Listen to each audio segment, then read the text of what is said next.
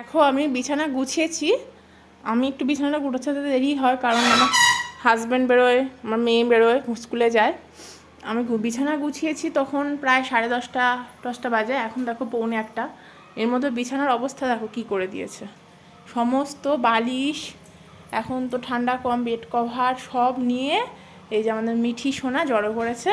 আর এই যে আমি কথাগুলো যে বলছি, ভিডিও করছে, ধরবে দেখো, সেগুলো শুনছে।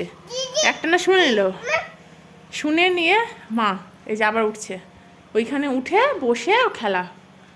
কি দুষ্টু হয়েছে এটাই আমি তোমাদেরকে বলছি। দেখো আগে যখন ছোট ছিল, যেখানে শুয়ে রাখতাম সেখানে শুয়ে থাকতো, যেখানে বসিয়ে রাখতো সেখানে বসে থাকতো। এখন দেখো কি অবস্থা, বিছানাটা ব্যাস নিমেষের মধ্যে বিছানা ঘুটিয়ে ওইখানে চলে গেছে, বা চুপচাপ হাত গোটো করে বসে রয়েছে। এত অ্যাটিটিউড! আমাদের বড় মানুষের মনে হয় এত অ্যাটিটিউড নেই। দেখো, একটু দেখো।